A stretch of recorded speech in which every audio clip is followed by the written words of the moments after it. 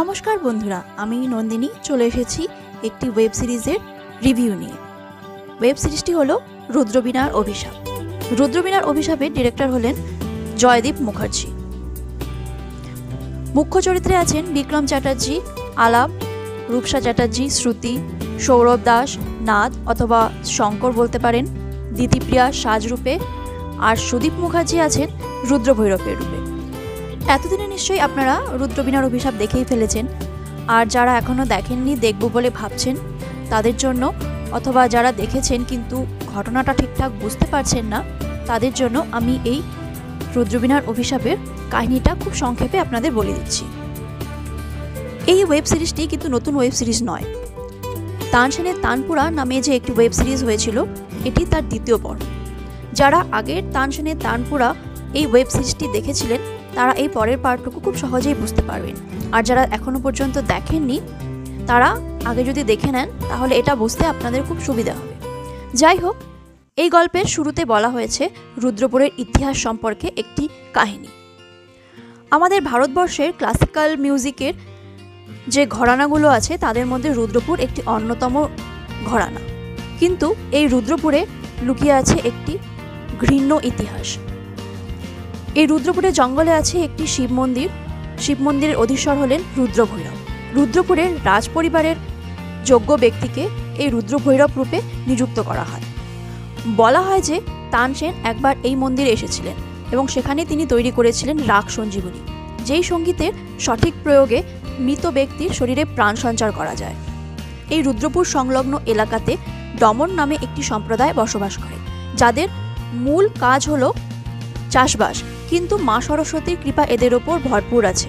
তাই এদের মধ্যে কিছু কিছু মানুষ আছেন যারা গান বাজনায় ভীষণ পারদর্শী।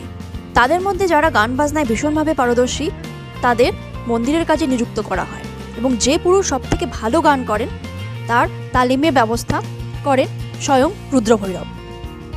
তাকে তালিম দিয়ে আরও বেশি উপযুক্ত করে তোলা হয়। তার নাম দেওয়া হয় নাদ। কিন্তু এই নাদ নির্বাচনের ক্ষেত্রে শুধু সঙ্গীতই একমাত্র মাপকাঠি সেটা নয়, আরও একটা মাপকাঠি আছে, সেটা গল্পের শেষে বা গল্পের মাঝখানে বোঝা যায়। এখন থেকে প্রায় 100 বছর আগে এই মন্দিরে ঘটেছিল একটি ঘটনা। তৎকালীন রুদ্রভৈরবের স্ত্রী জন্ম দেয় এক মৃত সন্তানের। ওই সময় রুদ্রভৈরব রাগ সঞ্জীবনী গেয়ে সে মৃত সন্তানের প্রাণ ফিরিয়ে আনে, কিন্তু তার 1 মাসের মধ্যে ও রাজপরিবারে 3 জন সদস্যের অপঘাতে মৃত্যু হয়। এই মন্দিরে রুদ্রবীণাকে স্পর্শ করা মহিলাদের ক্ষেত্রে একটি অপরাধ বলে গণ্য করা হয়। বলা হয় যে স্বয়ং মহাদেব পার্বতীর অবয়ব কল্পনা করে এই রুদ্রবীণা নির্মাণ করেন। সেই কারণে কোনো মহিলা যদি এই রুদ্রবীণাকে স্পর্শ করে তার সন্তান ধারণের ক্ষমতা নষ্ট হয়ে যায় এবং সেটাকে একটা অভিশাপ হিসাবে ধরে নেওয়া হয়। তো 100 বছর আগে মদন্তী নামে এক সেবাদাসী কৌতূহলবশত এই রুদ্রবীণাকে স্পর্শ করে ফেলে এবং সেটা দেখে ফেলে রুদ্রভৈরব। রুদ্রভৈরবের নির্দেশে তাকে মৃত্যুদণ্ড দেওয়া হয়। তার 6 মাসের সন্তানকেও হত্যা করার নির্দেশ দেওয়া হয়, কিন্তু সেই সন্তান পাচার হয়ে যায়। সেটা পাচার হয়ে চলে যায় আনন্দগড়ের আমানত খাঁর কাছে।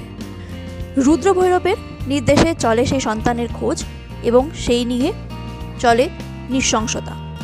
এই সময় ডমন নদী তার গতিপথ পরিবর্তন করে, তার ফলে কিছু অঞ্চলে বন্যা, খরা এগুলো দেখা দেয়। রুদ্রভৈরব সকলকে বোঝান যে রুদ্রবীণার অভিশাপ নেমে এসেছে তাদের ওপর। তারা যদি মদন্তীর বংশধরদের খুঁজে বের করে এবং হত্যা করে তাহলেই তারা এই রুদ্রবীণার অভিশাপ থেকে মুক্তি লাভ করতে পারবে। এটি গেল ইতিহাসের গল্প।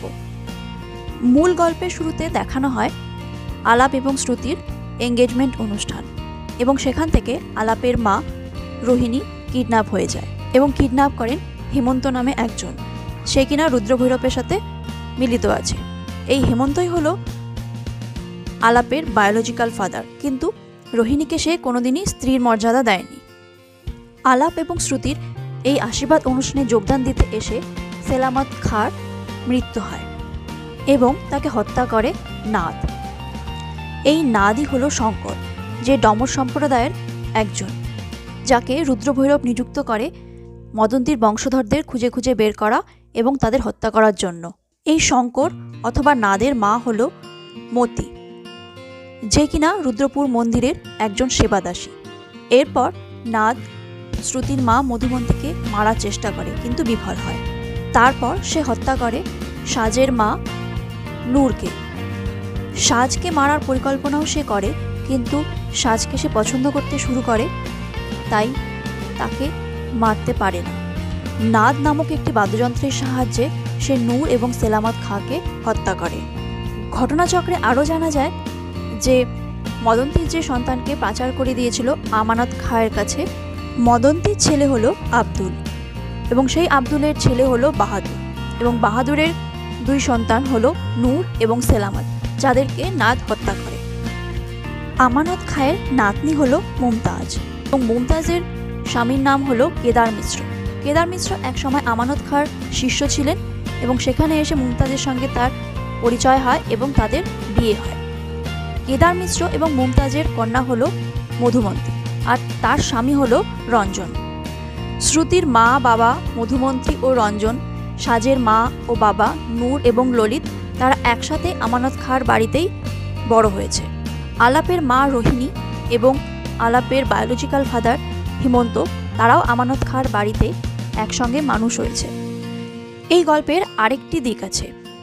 এই গল্পে তানসেন যে রাগ সঞ্জীবনী তৈরি করেছিলেন, তার খোঁজ পাওয়ার জন্য একটি হেয়ালি বা একটি ধাঁধার খোঁজ পাওয়া যায়, যেটি উদ্ধার করে আলাপ তানসেনের তানপুরার বাক্স থেকে। রুদ্রভৈরব আলাপের মা রোহিণীকে কিডন্যাপ করিয়েছিলেন আলাপকে দিয়ে রাগ সঞ্জীবনী বের করার জন্য।